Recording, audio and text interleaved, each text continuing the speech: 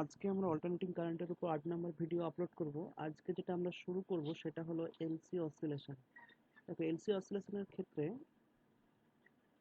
একটা এল অর্থাৎ একটা ইন্ডাক্টর এবং একটা ক্যাপাসিটর পরস্পরভাবে যুক্ত থাকে। এটা একটা এলসি সার্কিট যেখানে আছে একটা ইন্ডাক্টর এবং একটা ক্যাপাসিটর। তো এই ইন্ডাক্টর এবং ক্যাপাসিটরকে যদি এভাবে পরস্পরের সাথে কানেক্ট করে দেওয়া হয়, তাহলে এক্ষেত্রে একটা অসিলেশন পাওয়া যায়, অর্থাৎ কারেন্টের এখানে একটা অসিলেশন পাওয়া যায়। আমি বলতে পারি আবার আধানের অসিলেশন পাওয়া যায়, অর্থাৎ চার্জের অসিলেশন পাওয়া যায়, সেটা আমরা ক্যালকুলেশন করব। তো ফার্স্ট অফ অল আমরা বলবো যে একটা ইন্ডাক্টর সার্কিটের ক্ষেত্রে, অর্থাৎ একটা পিওর ইন্ডাকটিভ সার্কিটের ক্ষেত্রে এনার্জি স্টোর কতটা পরিমাণ থাকে এবং একটা পিওর ক্যাপাসিটিভ সার্কিটের মধ্যে কত পরিমাণ এনার্জি স্টোর থাকে, সেটা আমরা ফার্স্ট ডিসকাস করব। তারপর আমরা এলসি সার্কিট সম্পর্কে ডিসকাস করব। তো ফার্স্ট যেটা আমরা ডিসকাস করব সেটা হচ্ছে একটা পিওর ইন্ডাকটিভ সার্কিট। এই একটা ইন্ডাক্টর, যার সাথে ইন্ডাক্টরের সাথে একটা এসি সোর্স কানেক্ট করা আছে, যে এসি সোর্সের জন্য এর মতো দিয়ে আই কারেন্ট ফ্লো করছে, একটা এসি কারেন্ট ইন্ডাক্টরটার মতো দিয়ে ফ্লো করছে। তো এই ইন্ডাক্টরের মধ্য দিয়ে যখন এসি কারেন্ট ফ্লো করে, তখন এই ইন্ডাক্টরের মধ্যে একটা এনার্জি স্টোর অবস্থায় থাকে। কতটা পরিমাণ এনার্জি স্টোর থাকে সেটা আমরা ক্যালকুলেশন করব। এই ক্যালকুলেশনের ক্ষেত্রে আমরা জানি যে কোনো একটা ইন্ডাক্টরের মধ্য দিয়েই যখন কারেন্ট ফ্লো করে, তখন তার মধ্যে একটা ইনডিউসড ইএমএফ তৈরি হয়। কত পরিমাণ ইনডিউসড ইএমএফ তৈরি হবে? E is equal to minus L dI by dt. এটা আমরা জেনে এসেছি ফ্যারাডেস সেকেন্ড ল থেকে। ফ্যারাডেস ল থেকে আমরা জেনে এসেছি যে কোনো একটা ইন্ডাক্টরের মধ্য দিয়ে যখন কারেন্ট ফ্লো করে, তখন ইন্ডাক্টরটার মধ্যে একটা ইনডিউসড ইএমএফ তৈরি হয়। সেই ইনডিউসড ইএমএফটা হচ্ছে ই ইজ ইকাল টু এটা। তো এখান থেকে আমরা ইনডিউসড কারেন্ট ক্যালকুলেশন করতে পারবো। ইনডিউসড কারেন্ট ক্যালকুলেট করার পর এখান থেকে আমরা ওয়ার্ক ডান ক্যালকুলেট করেছি। ওয়ার্ক ডান ক্যালকুলেট করার পর আমরা এখান থেকে বলতে পারি যে এই যে পরিমাণ ওয়ার্ক ডান হয়েছে সেটা হচ্ছে এটা, the work done will be store the form of the magnetic energy in inductor. তাহলে এক্ষেত্রে যে পরিমাণ এনার্জি স্টোর থাকে সেটা হচ্ছে U is equal to half of L into I square. এটা অবশ্য তোমরা আবেশ চ্যাপ্টারে, অর্থাৎ তড়িৎ আবেশ চ্যাপ্টারে পড়ে এসেছো। তাহলে এখানে কতটা পরিমাণ এনার্জি স্টোর থাকে? U is equal to half into L into I square. এই পরিমাণ এনার্জি ইন্ডাক্টরটার মধ্যে স্টোর অবস্থায় থাকবে। কখন স্টোর থাকবে? যখন এর মধ্য দিয়ে আই কারেন্ট ফ্লো করবে, আহ, তখন এর মধ্যে এই পরিমাণ এনার্জি স্টোর অবস্থায় থাকবে। এবং এই যে স্টোরিং এনার্জিটা, এটা কিন্তু, এটা মাথায় রাখতে হবে, এই স্টোরিং এনার্জিটা এটা কিন্তু ম্যাগনেটিক এনার্জি হিসাবে স্টোর অবস্থায় থাকে। ঠিক আছে? এটা ম্যাগনেটিক এনার্জি হিসাবে সেটা স্টোর অবস্থায় থাকে তার মধ্যে, তার ইন্ডাক্টরটার মধ্যে। এটা ছিল পিওর ইন্ডাকটিভ সার্কিট। এবার আমরা যেটা বলবো সেটা হচ্ছে পিওর ক্যাপাসিটিভ সার্কিট। এটা একটা পিওর ক্যাপাসিটিভ সার্কিট যেখানে দেখো দুটো প্লেট আছে, একটা প্লেট নিচে একটা প্লেট, দুটো প্লেট প্যারালাল কানেক্ট করা থাকে এভাবে। এবং এই দুটো প্লেটকে আমরা যুক্ত করি একটা তড়িৎ উৎসের সাথে যুক্ত করি, যে তড়িৎ উৎসের একদিকে থাকে পজিটিভ, একদিকে থাকে নেগেটিভ সাইড।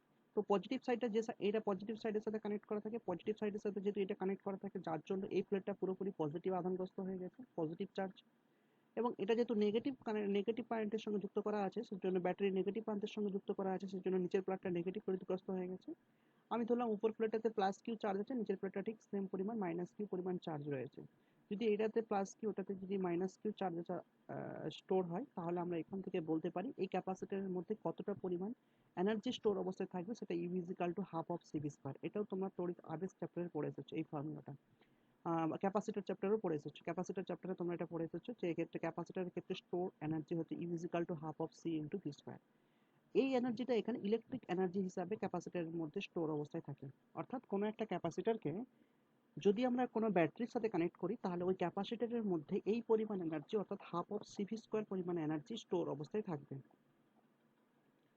ওকে, এই হাফ অফ সিভি স্কোয়ারটাকে আমরা এভাবে লিখতে পারি, half of CV square is equal to, আমরা এখানে এটা half of Q square by C লিখতে পারি। শুধুমাত্র এখানে কিউ ইজ ইকাল টু, যেহেতু আমরা জানি সিভি, তো এখানে শুধু কিউ ইন্টু সিভি এই ফর্মুলাটাকে ইউজ করে আমরা হাফ অফ সিভি স্কোয়ার যেটা লিখতে পারি half of Q square C. আবার ইউ ইজ ইকাল টু আমরা লিখতে পারি half of Q into V. কিন্তু আমরা এই ফর্মুলাটাকে ইউজ করবো half of Q square by C. LC অসিলেশনের ক্ষেত্রে আমরা ক্যাপাসিটরের মধ্যে যখন স্টোরিং এনার্জিটা দেখবো, তখন আমরা এই ফর্মুলাটা ইউজ করবো, U is equal to Q square by two C. অর্থাৎ কোনো একটা ক্যাপাসিটরকে যদি কোনো ব্যাটারির সাথে যুক্ত করা হয়, তখন তার মধ্যে এই পরিমাণ এনার্জি স্টোর থাকে। আর কোনো একটা ইন্ডাক্টরকে যদি আমরা কোনো ব্যাটারির সাথে যুক্ত করি, তাহলে কত পরিমাণ এনার্জি স্টোর থাকে? Half of L into I square, half of L into I square. Okay, তারপর এরপর আমরা যেটা ডিসকাস করবো, এটা তো গেলো পিওর ইন্ডাকটিভ এবং পিওর ক্যাপাসিটিভ সার্কিটের ক্ষেত্রে স্টোরিং এনার্জি, অর্থাৎ ইন্ডাক্টর এবং ক্যাপাসিটরের মধ্যে দিয়ে যখন কারেন্ট ফ্লো করে, তখন এই পরিমাণ এনার্জি স্টোর করে। তো এখন আমরা যেটা ডিসকাস করবো সেটা হলো এলসি অসিলেশনের ক্ষেত্রে কি হয়। অর্থাৎ যখন একটা ইন্ডাক্টর, এটা একটা ইন্ডাক্টর এবং একটা ক্যাপাসিটরকে যখন এইভাবে আমরা কানেক্ট করে দেব, তখন কি হয়? এটা আমরা যদি পুরো এক্সপেরিমেন্টটা অবজারভেশন করি, দেখবো এখানে 8টা স্টেজ থাকে, টোটাল 8টা স্টেজ থাকে।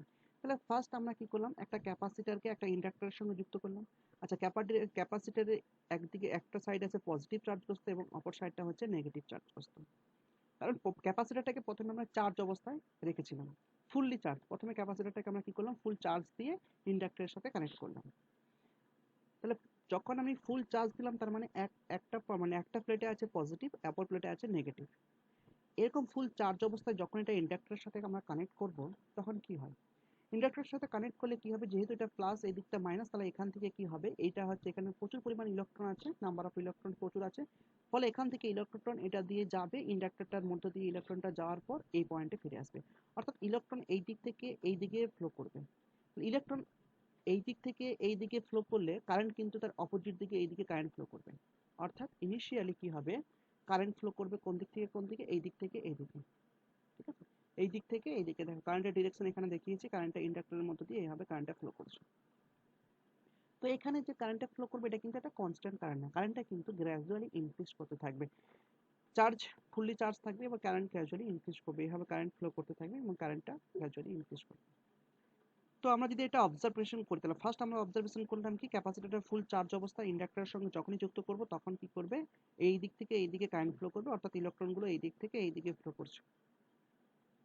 কিন্তু আমরা এখন একটু আগেই বললাম, যখনই কোনো ইন্ডাক্টরের মধ্যে দিয়ে কারেন্ট ফ্লো করে, তখন তার মধ্যে একটা এনার্জি স্টোর থাকে। এই স্টোরিং এনার্জিটা কার জন্য হয়? চেঞ্জ অফ ম্যাগনেটিক ফ্লাক্সের জন্য। এখানে ম্যাগনেটিক ফ্লাক্স দেখিয়েছি, চেঞ্জ অফ ম্যাগনেটিক ফ্লাক্সের জন্য ম্যাগনেটিক এনার্জি আকারে ইন্ডাক্টরের মধ্যে একটা ইন্টারনাল এনার্জি স্টোর থাকে। ঠিক আছে, তো এই স্টোরিং এনার্জি প্রথমে, তাহলে এই কারেন্ট ফ্লো করতে করতে অর্থাৎ একটা সময় দেখবো আমরা, পরে দেখো এখানে কারেন্ট ফ্লো করছে এইভাবে, কারেন্ট ফ্লো যখন করছে এইভাবে কারেন্ট ফ্লো করছে। কিন্তু এখানে যদি আমরা অবজারভেশন করি, initially T is equal to zero টাইমে, তখন আমরা দেখবো যে এই ইন্ডাক্টরটার মধ্যে কোনো রকম স্টোরিং এনার্জি থাকবে না। টি ইজ ইকাল টু জিরো ইনিশিয়ালিতে এর মধ্যে দিয়ে কোনো কারেন্ট ফ্লো করেনি। আর ইনিশিয়ালিতে শুধু ক্যাপাসিটরটাকে আমরা ইন্ডাক্টরের সঙ্গে কানেক্ট করেছিলাম একদম স্টার্টিং পয়েন্টে, তখন ক্যাপাসিটরটি ফুললি চার্জ ছিল। তো ক্যাপাসিটরটা ফুললি চার্জ অবস্থায় যখন থাকবে, তখন তার মধ্যে পুরোপুরি এনার্জি থাকবে। অর্থাৎ এখানে যে এনার্জিটা ক্যাপাসিটরের মধ্যে যখন ফুললি চার্জ অবস্থায় থাকে, তখন তার এনার্জি আমরা জানি, এই এনার্জিটা এখানে লেখা হয়েছে ইউই। তখন এই এনার্জিটা হচ্ছে ম্যাক্সিমাম এনার্জি। অর্থাৎ এই ইউই অর্থাৎ energy of the capacitor for electric field, এটা বেসিক্যালি তড়িৎ ক্ষেত্রের জন্য, ইলেকট্রিক এনার্জি, ইলেকট্রিক ফিল্ডের জন্য এই এনার্জিটা স্টোর হয়, এখানে ই তে ডিনোট করা হয়েছে ইউই। এটা ম্যাক্সিমাম থাকে, কারণ এখানে চার্জটা ম্যাক্সিমাম থাকে টি ইজ ইকাল টু জিরো সময়। টি ইজ ইকাল টু যেহেতু জিরোতে, ইউই তার কি হবে, ম্যাক্সিমাম। এবং ইউবিটা কি না, অর্থাৎ এনার্জি অফ দ্য ইন্ডাক্টর। ইন্ডাক্টরের মধ্যে কিন্তু কোনো এনার্জি থাকবে না, কারণ ইন্ডাক্টরের মধ্যে কোনো কারেন্টই ফ্লো করে না, কারেন্ট না ফ্লো করলে ইন্ডাক্টরের মধ্যে এনার্জি জিরো। দেখো ওই জন্য ইনিশিয়ালিতে আমরা লিখেছি UE is equal to maximum, ইউবিটা হচ্ছে জিরো।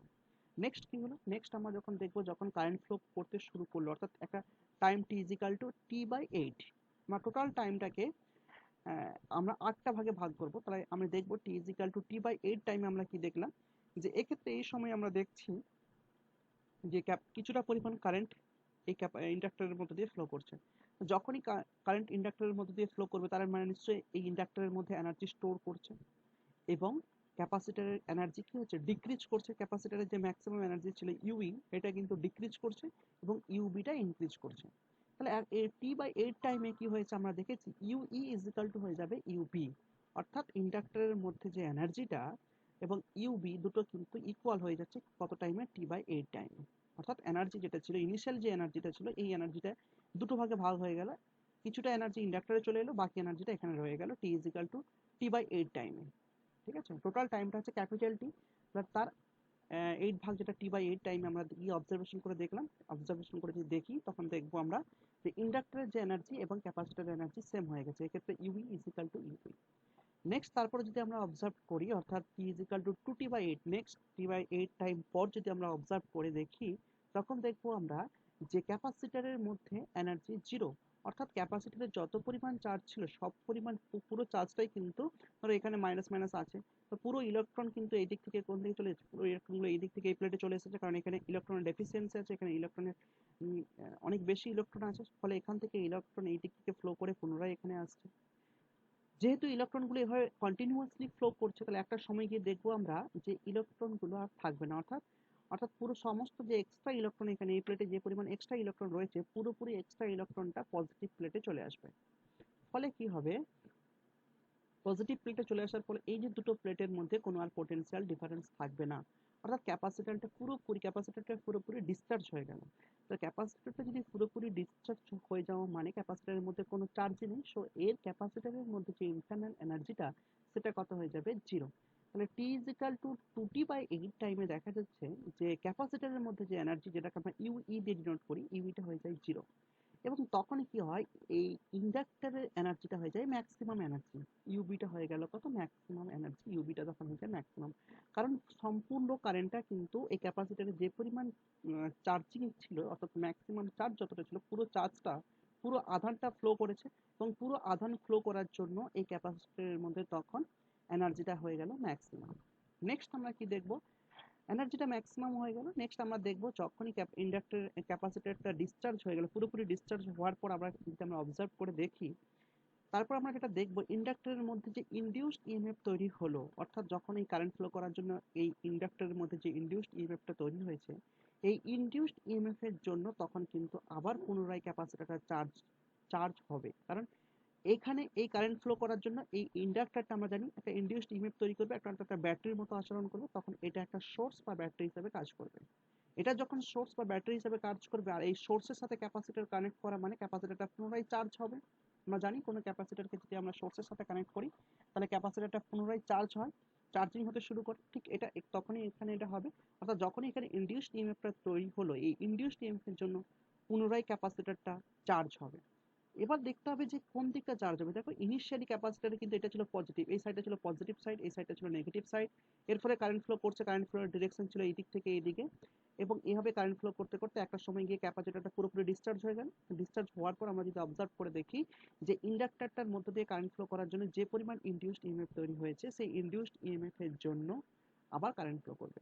এই ইনডিউসড ইএমএফ এর এটা হচ্ছে, যদি একটা ইনডিউসড, এটা যদি আমরা সেল বা ব্যাটারি হিসেবে দেখি, তাহলে ইনডিউসড ইএমএফ এর জন্য এই দিকটা হবে পজিটিভ সাইড, আর এই দিকটা তৈরি হবে, সরি এটা পজিটিভ সাইড, ইংলিশ টেম্পের এই দিকটা হবে পজিটিভ সাইড, এই দিকে তৈরি হবে নেগেটিভ সাইড। ফলে কি হবে, কারেন্টটা এই দিক থেকে এই দিকে ফ্লো করবে, এটা পজিটিভ সাইড, ইনডিউসড ইএমএফ যেহেতু এই দিকটা পজিটিভ সাইড, ফলে তখন ক্যাপাসিটর এই পাশটা হয়ে যাবে প্লাস প্লাস, এবং ইনডিউসড ইএমএফ যেহেতু এই দিকটা নেগেটিভ সাইড, তো ক্যাপাসিটর এই দিকটা হয়ে যাবে মাইনাস মাইনাস, অর্থাৎ ক্যাপাসিটরটা পুনরায় চার্জিং হতে শুরু করবে। ঠিক আছে, তো এরকম ভাবে যখনই কারেন্ট ইনডিউসড ইএমএফ এর জন্য যখন আবার কারেন্ট ফ্লো করবে, অর্থাৎ ইনডিউসড ইএমএফ এর জন্য যখন ইএমএফটা প্রডিউসড হবে, এই ইএমএফ এর জন্য কি হবে, আবার ক্যাপাসিটরটা চার্জিং হতে শুরু করবে। ঠিক আছে, তো এইটা দেখবো আমরা T is equal to 3t/8 time পর যদি আমরা অবজার্ভ করে দেখি আবার, যে এখন আমরা যেহেতু কারেন্ট ইনডিউসড ইএমএফ এর জন্য আবার চার্জ হয়েছে, অর্থাৎ ক্যাপাসিটরের মধ্যেও পোটেনশিয়াল ডিফারেন্স তৈরি হয়েছে, ক্যাপাসিটরের মধ্যে প্লাস প্লাস এদিকে মাইনাস মাইনাস চার্জ স্টোর করেছে, ফলে ক্যাপাসিটরের মধ্যে একটা এনার্জি আমরা অবজার্ভ করব, আবার ইন্ডাক্টরের মধ্যেও একটা এনার্জি অবজার্ভ করবো। T is equal to 3t/8 time পর আমরা যদি অবজার্ভ করে দেখি, তাহলে দেখবো এক্ষেত্রে যে ক্যাপাসিটরের মধ্যে যে পরিমাণ এনার্জি স্টোর করেছে ইন্ডাক্টরের মধ্যেও সেই পরিমাণ এনার্জি স্টোর করেছে। এরপরে আমরা অবজারভেশন করবো T is equal to 4t/8 time পর। 4t/8 টাইম পর পর পর যদি আমরা অবজার্ভ করে দেখি যে এখানে যে ইনডিউসড ইএমএফটা তৈরি হয়েছিল, সেই ইনডিউসড ইএমএফ এর জন্য পুরোপুরি চার্জ হয়ে গেছে ক্যাপাসিটরটা, ফলে কি হয়, ইনডিউসড ইএমএফটা পুরোপুরি ক্যান্সেল হয়ে গেছে, ইনডিউসড ইএমএফটা পুরোপুরি চার্জলেস হয়ে গেছে, এবং সেই চার্জের জন্য এই ইনডিউসড ইএমএফ এর জন্য পুরোপুরি যে পরিমাণ ইনডিউসড ইএমএফ ছিল তার জন্য পুরোপুরি ক্যাপাসিটরটা ফুল চার্জ হয়ে গেছে। ক্যাপাসিটর যখন ফুল চার্জ হয়ে গেছে তখন এই দিকটা পুরোপুরি পজিটিভ পজিটিভ হয়ে গেছে, এটা পুরোপুরি নেগেটিভ সাইড হয়ে গেছে। ফলে কি হচ্ছে, ইন্ডাক্টরের মধ্যে যেহেতু আর কোনো ইনডিউসড ইএমএফ নেই, সেই কারণে এখন অর্থাৎ T is equal to 4t/8 time পর দেখা যাচ্ছে যে এই ইন্ডাক্টরের মধ্যে যে পরিমাণ এনার্জি স্টোর করছে এখন সেটা হয়ে গেছে জিরো। কারণ এই ইনডিউসড ইএমএফ যা ছিল তার জন্য পুরোপুরি ক্যাপাসিটরটা চার্জ হয়ে গেছে, চার্জ হয়ে যাওয়ার জন্য এক্ষেত্রে ইএমএফটা, অর্থাৎ ইন্ডাক্টরের যে ইএমএফটা সেটা এখন তো কত হয়ে গেছে, জিরো হয়ে গেছে। কিন্তু যেহেতু এখন ক্যাপাসিটরের মধ্যে ফুল চার্জ হয়ে গেছে, সেজন্য এক্ষেত্রে আমরা বলবো এক্ষেত্রে ইনডিউসড ইএমএফটা, অর্থাৎ ক্যাপাসিটরের মধ্যে যে পরিমাণ এনার্জি স্টোর করেছে তখন এটা ম্যাক্সিমাম হয়ে গেছে, অর্থাৎ ইউইটা হয়ে গেছে ম্যাক্সিমাম। আফটার t/8 টাইম পর, অর্থাৎ t is equal two 5t/8 time পর যদি আবার অবজার্ভ করে দেখি তখন কি হবে, আবার আমরা দেখব যেহেতু ইন্ডাক্টর এর মধ্যে দিয়ে ইনডিউসড ইএমএফটা পুরোপুরি শেষ হয়ে গিয়ে পুরোপুরি ক্যাপাসিটরটা ফুল চার্জ হয়ে গেছে, ক্যাপাসিটর যখন ফুল চার্জ হয়ে গেছে তার মানে ক্যাপাসিটর থেকে আবার ডিসচার্জ হতে শুরু করবে। ফুল চার্জ হওয়ার পর ক্যাপাসিটর আবার ডিসচার্জ হতে শুরু করবে। দেখো এই দিকটা পজিটিভ সাইড ছিল, ফলে কি হবে, এই দিকটা নেগেটিভ সাইড ছিল, ফলে এখান থেকে নেগেটিভ সাইড মানে এখানে নাম্বার অফ ইলেকট্রন প্রচুর রয়েছে, এখানে কিন্তু ইলেকট্রন ডেফিসিয়েন্সি রয়েছে, ফলে ইলেকট্রন এই দিক থেকে এই দিকে গিয়ে এখানে আসছে, অর্থাৎ ইলেকট্রন এই দিক থেকে এই দিকে ফ্লো করছে, ফলে কারেন্ট কি হবে, এই দিক থেকে কারেন্টটা এই দিক থেকে কারেন্ট এই দিক থেকে এই দিকে ফ্লো করবে। কারেন্ট এই দিক থেকে এই দিকে ফ্লো করার ফলে কি হবে, ইন্ডাক্টরের মধ্যে দিয়ে কারেন্ট ফ্লো করছে, ফলে এখন ইন্ডাক্টরের মধ্যে দিয়ে যেহেতু কারেন্ট ফ্লো করছে, ফলে এখানে ম্যাগনেটিক ফ্লাক্সের পরিবর্তন হচ্ছে, ফলে এখানে ইনডিউসড ইএমএফ তৈরি হচ্ছে। এবং কারেন্টটা যেহেতু কনস্ট্যান্ট কারেন্ট না, সেই জন্য এখানে ইনডিউসড ইএমএফ তৈরি হয়েছে। এখানে আমি দেখিয়েছি, এটা ম্যাগনেটিক ফ্লাক্স দেখিয়েছি, ম্যাগনেটিক ফিল্ড লাইন দেখানো হয়েছে এক্ষেত্রে। তো ম্যাগনেটিক ফিল্ড লাইনের পরিবর্তনের জন্য এখানে ইনডিউসড ইএমএফ তৈরি হবে, আবার পুনরায় ইনডিউসড ইএমএফ তৈরি হতে থাকবে। ফলে কি হবে, ইনডিউসড ইএমএফ তৈরি হওয়া মানে এই ইন্ডাক্টরের মধ্যে দিয়ে কারেন্ট ফ্লো করা, মানে আমরা জানি ইন্ডাক্টরের মধ্যে এনার্জি স্টোর করছে। তাহলে আমরা দেখবো টি ইজিক্যাল টু 5t/8 টাইম পর আবার এই ইন্ডাক্টরের যা এনার্জি আর ক্যাপাসিটরের এনার্জিটা কি হয়ে গেছে, সেম হয়ে গেছে, অর্থাৎ এক্ষেত্রে আবার ইউই ইজিক্যাল টু হয়ে গেছে ইউপি। তার নেক্সট t/8 টাইম পর, অর্থাৎ t is equal to আবার আমরা 6t/8 টাইম পর যদি অবজার্ভ করে দেখি, তখন দেখবো যে ক্যাপাসিটরের জন্য ক্যাপাসিটরটা ফুল চার্জ যেহেতু এখানে ছিল, তারপর এখান থেকে ক্যাপাসিটর ফুল চার্জ হওয়ার পর ক্যাপাসিটর থেকে কারেন্ট ফ্লো করছে এই দিক থেকে এইদিকে। তো কারেন্ট ফ্লো করতে করতে একটা সময় আসবে ক্যাপাসিটর পুরোপুরি ডিসচার্জ হয়ে যাবে। দেখো এই 560/8 টাইম পর ক্যাপাসিটরটা আবার পুনরায় পুরোপুরি ডিসচার্জ হয়ে গেছে, অর্থাৎ ক্যাপাসিটরের মধ্যে আর কোনো চার্জ নেই। তাহলে ক্যাপাসিটরের মধ্যে কোনো চার্জ নেই মানে ক্যাপাসিটরের এনার্জিটা এখন কত হয়ে গেছে, ইউই, যেটা হচ্ছে এনার্জি অফ দ্য ক্যাপাসিটর, সেটা হচ্ছে ইউইটা হয়ে গেছে 0।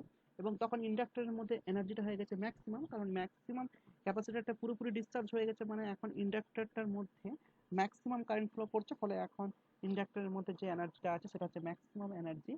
আর এর ফলে কি হবে, একটা ইনডিউসড ইএমএফ তৈরি হবে, অর্থাৎ কারেন্ট এই দিক থেকে এই দিকে ফ্লো করলে মানে একটা যে ইনডিউসড ইএমএফটা এখন তৈরি হবে, সেই ইনডিউসড ইএমএফ এর এই দিকটা হবে পজিটিভ সাইড আর এই দিকটা হবে নেগেটিভ সাইড। কারণ এই দিকটা ইনডিউসড ইএমএফ, এই দিকটা পজিটিভ, এই দিকটা নেগেটিভ সাইড কেন তৈরি হবে না, এটা বুঝবার জন্য আমাদেরকে জানতে হবে ফ্যারাডেস ল। ফ্যারাডেস ল বলা হয়েছে যে ইনডিউসড ইএমএফ এর ডিরেকশন সবসময়, ইনডিউসড কারেন্ট সবসময় কি করে, তার মেন কারেন্টকে অপোজ করে, বাধা দেয়।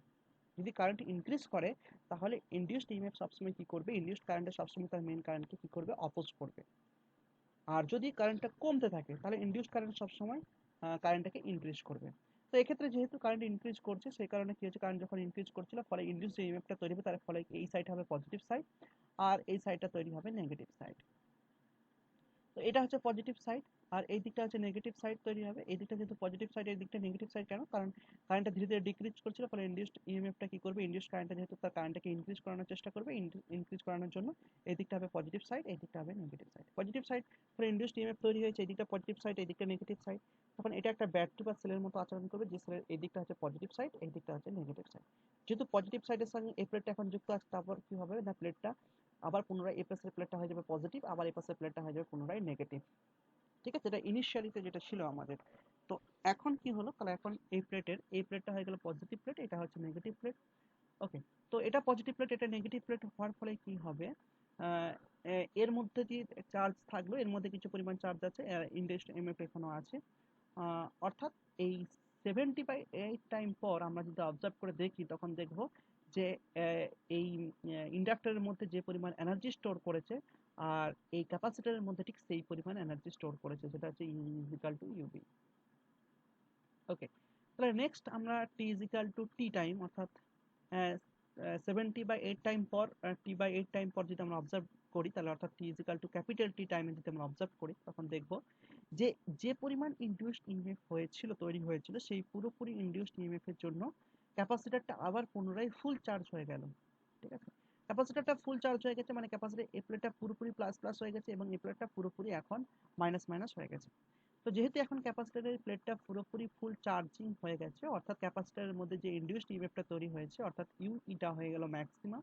এবং ইন্ডাক্টরের মধ্য দিয়ে যেহেতু এখন কোনো কারেন্ট ফ্লো করছে না, সেজন্য এখন ইউবিটা কত হয়ে গেল, 0। তাহলে at T is equal two capital tea time পর আমরা যদি অবজারভেশন করে দেখি, তখন আমরা কি দেখব, যে এনার্জি অফ ইন ক্যাপাসিটর, ক্যাপাসিটরের মধ্যে যে এনার্জিটা সেটা হয়ে যাবে ম্যাক্সিমাম, এবং ইন্ডাক্টরের মধ্যে যে এনার্জিটা সেটা হয়ে যাবে কি, ইউবিটা, সেটা হয়ে যাবে 0। অর্থাৎ ইনিশিয়ালি, একদম ইনিশিয়ালি যা ছিল আবার পুনরায় সেই স্টেজটাতে ফিরে এসছে। তো এলসি অসিলেশনের ক্ষেত্রে আমরা যদি অবজার্ভ করে দেখি, তাহলে আমরা এক্ষেত্রে দেখছি যে এনার্জিটা ইন্ডাক্টর এবং ক্যাপাসিটরের মধ্যে দিয়ে এনার্জি অলওয়েজ ট্রান্সফার করছে। তাহলে একটা সময় দেখলাম আমরা ক্যাপাসিটরের এনার্জি ম্যাক্সিমাম আর ইন্ডাক্টর এনার্জি জিরো। তারপরের সময় আমরা দেখলাম এটা মাঝামাঝি হয়ে গেছে, অর্থাৎ ইন্ডাক্টর ক্যাপাসিটর এনার্জিটা ভাগাভাগি হয়ে গেছে। আবার আমরা গিয়ে দেখলাম ইন্ডাক্টর এনার্জি আবার পুনরায় ম্যাক্সিমাম হলো, ক্যাপাসিটর জিরো, আবার মাঝামাঝি হয়ে গেছে। এরপরে আবার দেখলাম ক্যাপাসিটর এনার্জি আবার ম্যাক্সিমাম হচ্ছে, অর্থাৎ এক্ষেত্রে এনার্জিটা ইন্ডাক্টর এবং ক্যাপাসিটরের মধ্যে অলওয়েজ কি করছে, ভ্যারি করছে।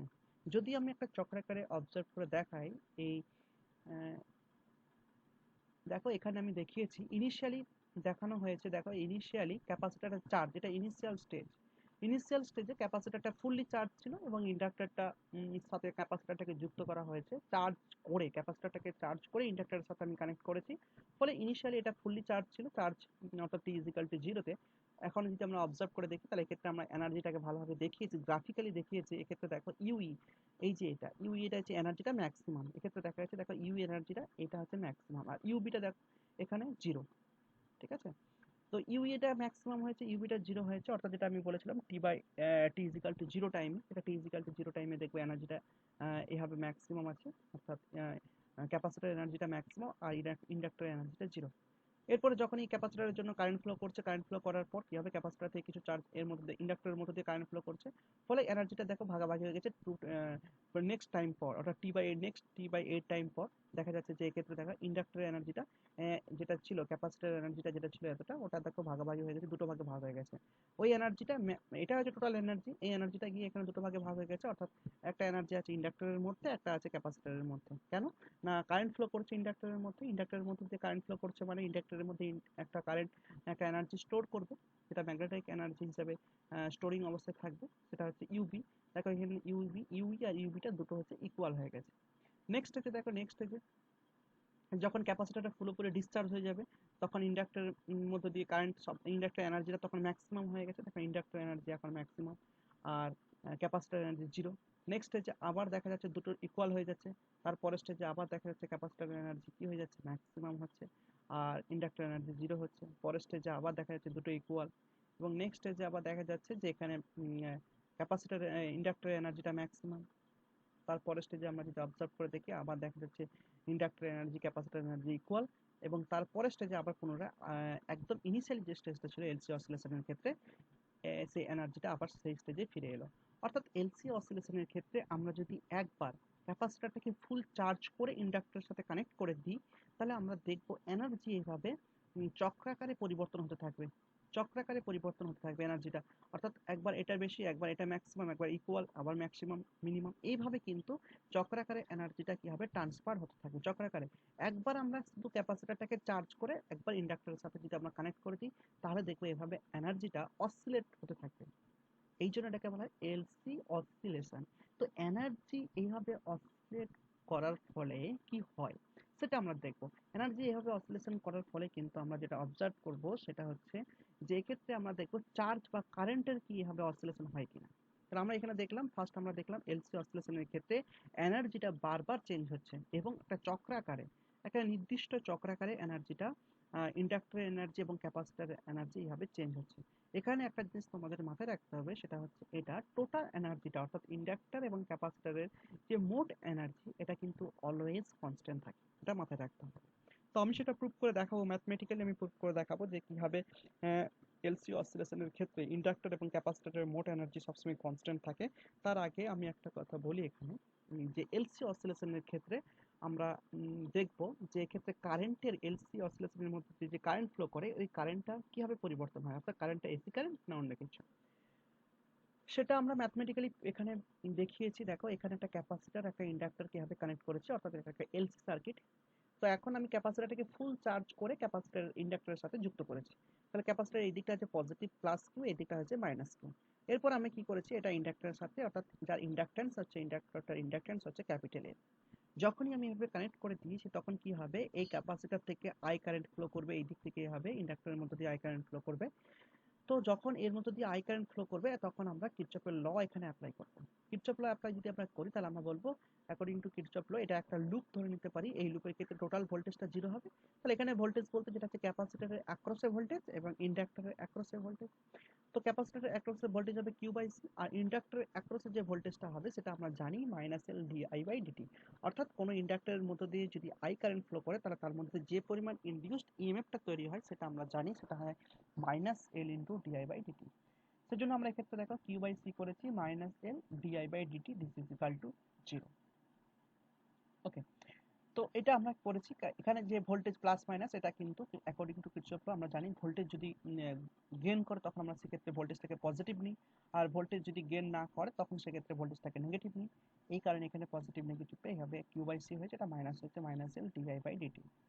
তো এখানে কিউ বাই সি এটা হচ্ছে ভোল্টেজ অ্যাক্রস ক্যাপাসিটর, আর L into dI by dt এটা হচ্ছে ভোল্টেজ অ্যাক্রস ইন্ডাক্টর।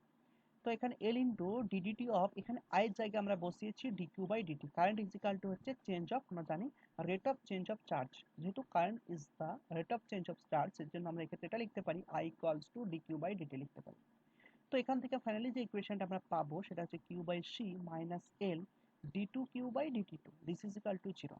এটাকে আমরা এটাকে সাজিয়ে লিখলে যদি আমরা লিখি তাহলে এটা আসবে d two Q by dt two plus Q by L C, this is equal to 0।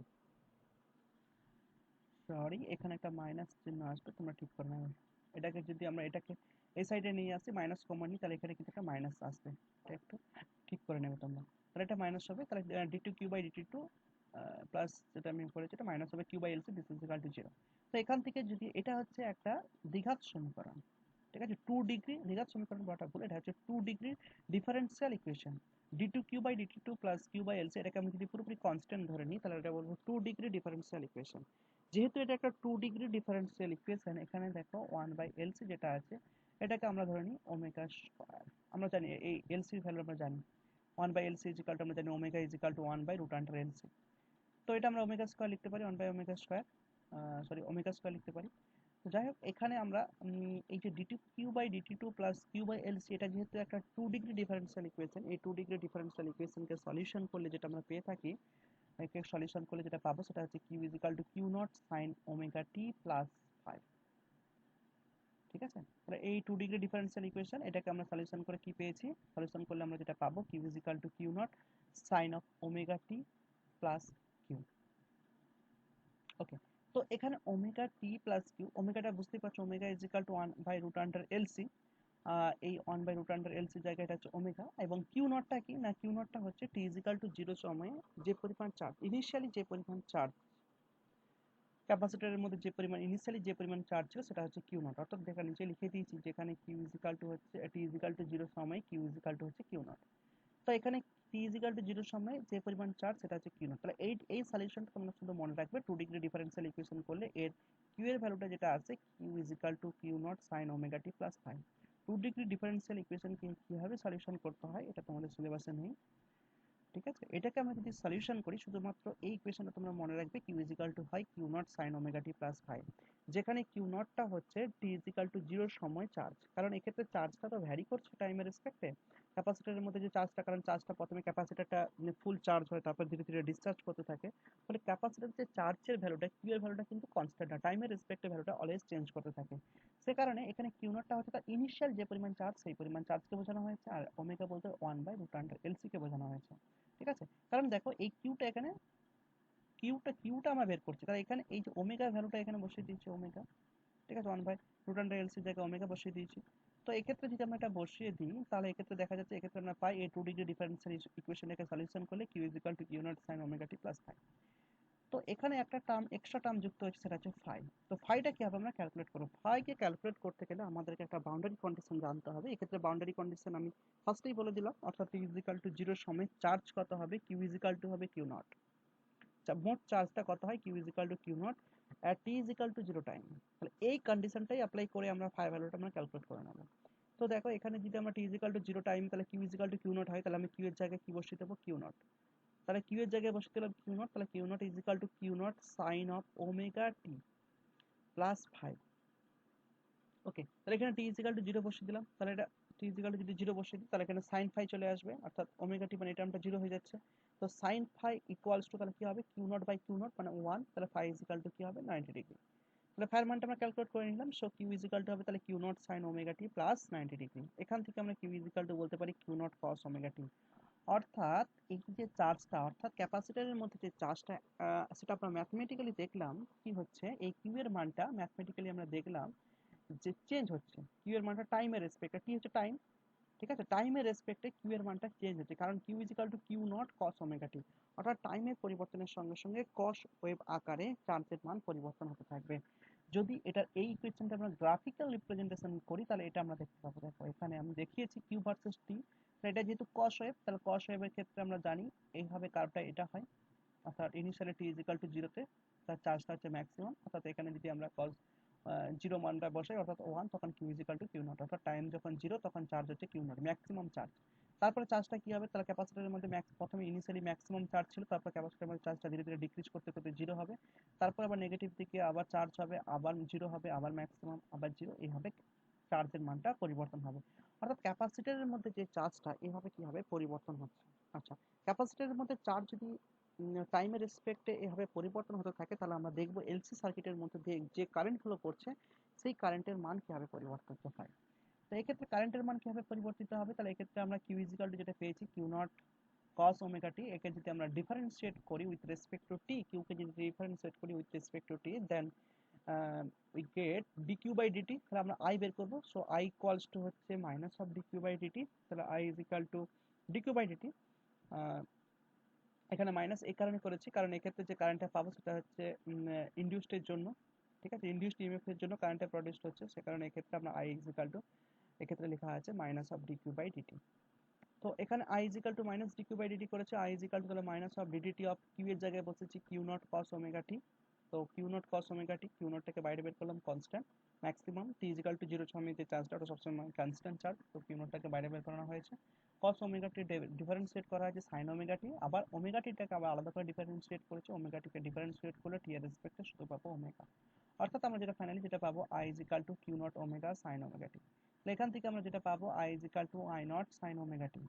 ওকে, যেখানে I naught is equal to আমি লিখলাম কিউ নট ইন্টু ওমেগা, এই যে কিউ নট ইন্টু ওমেগা এটাকে আমরা লিখলাম আই নট, তাহলে আই ইজ ইকাল টু আমরা পেলাম I not sine omega T. অর্থাৎ এই এলসি সার্কিটের মধ্য দিয়ে যে কারেন্টটা ফ্লো করবে সেটাও একটা কনস্ট্যান্ট কারেন্ট না, সেটাও কিন্তু একটা ভেরিয়েবল কারেন্ট, এবং সে কারেন্টটা হচ্ছে I is equal to I not sine omega T. অর্থাৎ কারেন্টের ভ্যালুটা কি হবে, সাইন ওয়েভ আকারে পরিবর্তিত হয়। অর্থাৎ ইনিশিয়ালি কারেন্ট জিরো, তারপরে ম্যাক্সিমাম, তারপরে জিরো, তারপর আবার ম্যাক্সিমাম, মানে নেগেটিভ দিকে ম্যাক্সিমাম, তারপরে আবার জিরো, ম্যাক্সিমাম, এইভাবে কারেন্টও পরিবর্তিত হতে থাকে।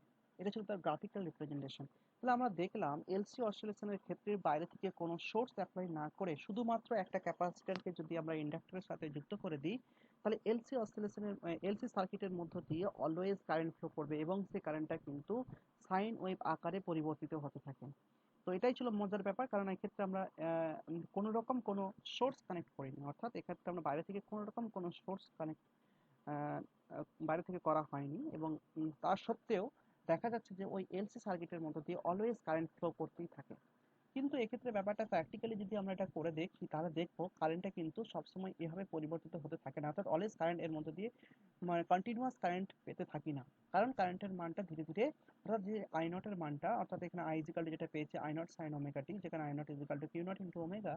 তো এই আই নট এর ভ্যালুটা সবসময় কনস্ট্যান্ট থাকে না, কারণ যখনই কারেন্ট এই এলসির মধ্য দিয়ে পরিবর্তিত থাকে এটা হচ্ছে আইডিয়াল, এটা একটা আইডিয়াল এলসি সার্কিটের ক্ষেত্রে আমরা এটা অবজার্ভ করে দেখি, কিন্তু আমরা বেসিক্যালি আমরা যখন প্র্যাকটিক্যালি করি সেটা কিন্তু সেটা হয় না। কেন হয় না, কারণ হচ্ছে যখনই ওই কন্ডাক্টিং ওয়্যারটার মধ্য দিয়ে যখন ওই আই কারেন্টটা ফ্লো করে তখন ওই কন্ডাক্টিং ওয়্যারের নিজস্ব রেজিস্ট্যান্স থাকে, আর ওই নিজস্ব রেজিস্ট্যান্সের জন্য কি হয়, নিজস্ব রেজিস্ট্যান্সের জন্য কি হয় না, কারেন্টের ম্যাক্সিমাম ভ্যালুটা অর্থাৎ আই নটটা ধীরে ধীরে কমতে থাকে, ঠিক আছে। কিন্তু যদি এলসি অসিলেশন একটা আইডিয়াল এলসি অসিলেশন হয়, তাহলে আইডিয়াল এলসি অসিলেশনের ক্ষেত্রে এটা কিন্তু তার চার্জ ভার্সেস টাইমের কার্ভ, এটা হচ্ছে তার কারেন্ট ভার্সেস টাইমের কার্ভ, এটা হচ্ছে একটা আইডিয়াল এলসি অসিলেশনের ক্ষেত্রে। তো এরপর নেক্সট আমরা যেটা ক্যালকুলেট করব, যেটা আমি বলেছিলাম যে আমরা দেখাবো যে টোটাল এনার্জি একটা এলসি অসিলেশনের ক্ষেত্রে টোটাল এনার্জিটা সবসময় কনস্ট্যান্ট থাকে। এটা তোমাদের এক্সামেও পড়ে যে দেখাও যে total energy of LC oscillation is always constant, remain constant, এটা পরীক্ষাতে আসে। তো সেটা যদি প্রমাণ করতে চাই তোমরা ফার্স্ট কি করবে, একটা এলসি সার্কিট ড্র করবে, এটা একটা এলসি সার্কিট, এটা ক্যাপাসিটর, এটা হচ্ছে ইন্ডাক্টর। ইনিশিয়ালি আমি বারবার ধরে বলেছি এলসি অসিলেশনের ক্ষেত্রে ক্যাপাসিটরটাকে প্রথমে ফুল চার্জ করে ইন্ডাক্টরের সাথে কানেক্ট করতে হবে। তো এখানে ফুল চার্জ করে ইন্ডাক্টরের সাথে কানেক্ট করা হয়েছে, আমি ধরে নিচ্ছি এই প্লেটে আছে প্লাস কিউ পরিমাণ চার্জ, এই প্লেটে আছে মাইনাস কিউ পরিমাণ চার্জ। এখন এইভাবে কানেক্ট করার পর তারপর আমরা যদি বলি তাহলে ইনিশিয়ালি না, আমরা একটা ধরে নিলাম একটা T is equal to initially, first আমরা বলি ইনিশিয়ালি। তো ইনিশিয়ালি এনার্জি কি হবে? ইনিশিয়ালি দেখো ইনিশিয়ালি যে এনার্জিটা থাকবে সেটা শুধুমাত্র ক্যাপাসিটরের মধ্যে এনার্জিটা থাকবে, ইন্ডাক্টরের মধ্যে কোনো এনার্জি থাকবে না। ঠিক আছে, ক্যাপাসিটরের মধ্যে কত, ইনিশিয়ালি ক্যাপাসিটরের মধ্যে কত এনার্জি থাকবে? দেখো ইনিশিয়ালি ক্যাপাসিটরের মধ্যে এনার্জি থাকবে Q not square by two C, কারণ ইনিশিয়ালি ক্যাপাসিটরের মধ্যে যে পরিমাণ চার্জ ছিল সেটা ছিল কিউ নট। আমি ফার্স্টেই বলেছি যে ক্যাপাসিটরের মধ্যে যদি দুটো প্লেটের মধ্যে যদি চার্জ কিউ নট থাকে, একটা plus Q minus Q nought, একটা প্লাস কিউ নট থাকে, তখন ওই ক্যাপাসিটরের মধ্যে কত পরিমাণ এনার্জি স্টোর থাকে সেটা হচ্ছে Q not square by two C, এই পরিমাণ এনার্জি স্টোর থাকে। প্লাস ইন্ডাক্টরের মধ্যে এনার্জি, এখানে এনার্জি বলতে হচ্ছে ক্যাপাসিটরের মধ্যে এনার্জি এবং ইন্ডাক্টরের মধ্যে এনার্জি। তাহলে ইনিশিয়ালি ক্যাপাসিটরের মধ্যে এনার্জি হচ্ছে এটা, আর ইন্ডাক্টরের মধ্যে এনার্জি হচ্ছে এটা। টোটাল এনার্জি কত হচ্ছে? Q not square by two C, এটা হচ্ছে ইনিশিয়াল। এরপর আমরা দেখবো ইনিশিয়ালি টোটাল এনার্জি তার আমি কি পেলাম? Q not square by two C দেখলাম। এরপর আমি ধরে নিলাম একটা টাইম টি, কোনো একটা সার্টেন টাইমে আমি এখন অবজার্ভ করবো টোটাল এনার্জি। তো আমি একটা সার্টেন টাইমে তখন আমি বলতে পারবো না যে ইনিশিয়ালিতে যে চার্জটা ছিল অর্থাৎ কিউ নট, এখানে কিউ নট, এটা আমরা কিউ নট ধরেছিলাম ইনিশিয়ালিতে, কিন্তু সার্টেন টাইমে তখন আমি বলতে পারবো না এর মধ্যে চার্জ কিউ নট আছে। ইনিশিয়ালিতে কিউ নট থাকবে এটা আমি মাস্ট বলতে পারি, কিন্তু টি ইকুয়াল টু সার্টেন কোনো একটা টাইম পর এর চার্জটা কিন্তু আর কিউ নট, আমি ধরে নিলাম এই চার্জটা কিউ নট থেকে হয়ে গেল কিউ। ঠিক আছে, কারণ চার্জ কমতে থাকবে, কারণ চার্জ এখান থেকে ক্যাপাসিটরটা ডিসচার্জ হতে থাকবে, ক্যাপাসিটর ডিসচার্জ হওয়া মানে আর ক্যাপাসিটর যে চার্জ যেটা ছিল সেটা আর কনস্ট্যান্ট থাকবে না। ফলে আমি ধরলাম কোনো একটা সার্টেন টাইমে ক্যাপাসিটরের মধ্যে চার্জ হচ্ছে প্লাস কিউ মাইনাস কিউ। তাই ক্যাপাসিটরের মধ্যে চার্জ প্লাস কিউ আর মাইনাস কিউ হওয়ার জন্য এখন এনার্জি যেটা হবে is equal to Q square by two C, এটা হবে half of L into I square. আর এই ক্যাপাসিটর এই জন্য কি হবে, যদি কারেন্ট ফ্লো আই করে, অর্থাৎ এই ডিসচার্জের জন্য আই পরিমাণ কারেন্ট ফ্লো করলে, তাহলে তখন টি ইজ ইকাল টু একটা টাইম টিতে যদি কারেন্ট আই ফ্লো করে ইন্ডাক্টরের মধ্যে দিয়ে, তাহলে ইন্ডাক্টরের এনার্জি হবে half of L I square এবং ক্যাপাসিটরের এনার্জি হবে Q square by two C. Okay, তো আমরা একটু আগে ক্যালকুলেশন করেছি কিউ এর মানটা হয় কিউ নট কস ওমেগা টি, তাহলে এখানে সেই কিউ এর জায়গায় কিউ নট কস ওমেগা টি এবং আই এর জায়গায় I not sine omega T put করেছি। তো পুট করার পর সিম্পলি ক্যালকুলেশন করেছি, এখানে স্কোয়ার করে ক্যালকুলেশন করেছি, এবং এক্ষেত্রে যেটা করেছি সেটা হচ্ছে আই নটের জায়গায় বসিয়ে দিয়েছি কিউ নট ইন্টু ডাব্লিউ, যেটা আমি ফার্স্টেই ধরেছিলাম, এর আগের স্লাইডে দেখিয়েছিলাম। আই নট ইকুয়াল টু হচ্ছে কিউ নট ইন্টু ওমেগা, সেখানে আই নটের জায়গায় বসিয়েছি কিউ নট ইন্টু ওমেগা। তো আই নট স্কোয়ার মানে হচ্ছে Q not square into omega square হবে। তো হওয়ার পর এখানে দেখো শুধুমাত্র সিম্পল ক্যালকুলেশন করেছি, এল এল ক্যান্সেল করেছি এবং Q not square by two সিটাকে কমন নিয়েছি। তো sine square omega T plus cos square omega T এলো, অর্থাৎ এটা হবে Q not square by two C. তাহলে অ্যাট এ টাইম টি তে দেখলাম যে টোটাল এনার্জিটা কত হচ্ছে Q not square by two C. Initially যখন ছিল Q not square by two C, at a time Q not square by at a time টিতে আমরা দেখলাম টোটাল এনার্জি হচ্ছে Q not square by two C. এবং last স্টেজে যেটা হয়, লাস্ট স্টেজে আমরা জানি একটা স্টেজ আছে, যে স্টেজে কি হয় না, ক্যাপাসিটারটা যখন পুরোপুরি ডিসচার্জ হয়ে যায়, ইন্ডাক্টরটা তখন এনার্জি ম্যাক্সিমাম হয়। তখন আমরা যদি ক্যালকুলেশন করি টোটাল এনার্জি, অর্থাৎ ক্যাপাসিটরের এনার্জি জিরো আর ইন্ডাক্টরের মধ্যে দিয়ে তখন ম্যাক্সিমাম কারেন্ট ফ্লো করছে আই। যদি ম্যাক্সিমাম কারেন্ট তখন ফ্লো, আমি ধরলাম আই নট, তাহলে তখন এনার্জিটা কত হবে? Half of L into I nought square. তো এখানে half of L into I nought square হয়ে যাচ্ছে, আই নটের জায়গায় আমরা বসতে পারি Q nought into omega. Okay, তো Q not square omega square হয়ে যাচ্ছে, তাহলে এখান থেকে আমরা ক্যালকুলেশন করতে পারি this is equal to Q not square by two C. তাহলে এক্ষেত্রে যেটা পেলাম তাহলে হচ্ছে যখন ক্যাপাসিটরটা পুরোপুরি ডিসচার্জ হবে তখন তার এনার্জি এটা, ক্যাপাসিটর যখন ফুললি চার্জ থাকে তখন টোটাল এনার্জি এটা, আর একটা সার্টেন টাইমে আমি দেখলাম টোটাল এনার্জি এটা। তো এখান থেকে আমরা অবজার্ভ করে বলতে পারি যে এলসি অসিলেশনের ক্ষেত্রে বা এলসি সার্কিটের ক্ষেত্রে টোটাল এনার্জি সবসময় কি থাকে? কনস্ট্যান্ট থাকে। এটা আমরা ম্যাথমেটিক্যালি প্রুভ করে দেখালাম। ঠিক আছে,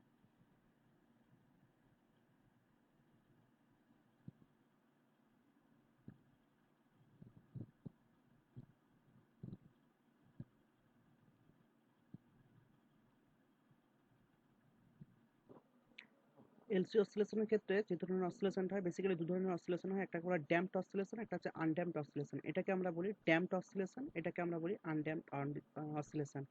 আনড্যাম্পড অসিলেশনটা তখনই হয় ফর আইডিয়াল কেসের ক্ষেত্রে। আইডিয়াল কেস তখন হবে যখন এনার্জিটা অর্থাৎ টোটাল এনার্জিটা সবসময় কনস্ট্যান্ট থাকবে। কিন্তু প্র্যাকটিক্যালি কখনোই এলসি সার্কিটের ক্ষেত্রে টোটাল এনার্জি কনস্ট্যান্ট থাকে না। প্র্যাকটিক্যালি কি হয়, এনার্জি কিন্তু ডিক্রিজ করে ফর যে পরিবাহী তারের সাথে যুক্ত থাকে এল এবং সি, তার মধ্য দিয়ে কারেন্ট ফ্লো করার ফলে কি হয়, কিছু পরিমাণ এনার্জি নষ্ট হয়ে যায়। সো আইডিয়াল কেসের ক্ষেত্রে আমরা বলি যে এলসি অসিলেশনের ক্ষেত্রে কি হয়, আইডিয়াল কেসের ক্ষেত্রে এই কার্ভটা এটা হয়, অর্থাৎ এটাকে আমরা বলি আনড্যাম্পড অসিলেশন, অর্থাৎ অসিলেশনটা অলওয়েজ একই রকম থাকে, সাইনোসয়েডাল থাকে। আনড্যাম্পড অসিলেশনের ক্ষেত্রে। অর্থাৎ এটা কারেন্টের ক্ষেত্রে যদি বলি, কারেন্টটা সবসময় কারেন্টের যে পিক ভ্যালু আই নট সবসময় কি থাকে, কনস্ট্যান্ট থাকে। কিন্তু প্র্যাকটিক্যালি যদি আমরা অবজার্ভ করে দেখি যে কারেন্টের পিক ভ্যালুটা ধীরে ধীরে ডিক্রিজ করতে থাকে। প্রথমে ইনিশিয়ালি আই নট থেকে দেখো পরের ভারে কারেন্ট ডিক্রিজ করতে হবে, কমতে কমতে কমতে কমতে একেবারে একটা সময় আছে যখন ওই এলসি সার্কিটের মধ্যে দিয়ে কারেন্ট ফ্লোটা কি হয়ে যায়, জিরো হয়ে যায়। ওকে, প্র্যাকটিক্যালি এটা আমরা অবজার্ভ করি, কিন্তু আইডিয়াল কেসে, সমস্ত আইডিয়াল কেসের ক্ষেত্রে, অর্থাৎ যদি আমরা থিওরিটিক্যালি আমরা ধরে নিই আইডিয়াল কেস হিসেবে যদি আমরা কনসিডার করি, তাহলে আমরা দেখি যে এটা এই ধরনের অসিলেশন আমরা অবজার্ভ করে থাকি। আর এটা হচ্ছে ফর প্র্যাকটিক্যাল কেসের ক্ষেত্রে এই ধরনের অসিলেশন। এই অসিলেশনটাকে বলা হয় ড্যাম্পড অসিলেশন, এটাকে বলা হয় আনড্যাম্পড অসিলেশন। অর্থাৎ এলসি অসিলেশনের ক্ষেত্রে আমরা দু ধরনের অসিলেশন পেয়ে থাকি। ওকে, আজকে এই পর্যন্ত। নেক্সট ক্লাস আমরা ডিসকাস করব ট্রান্সফর্মার।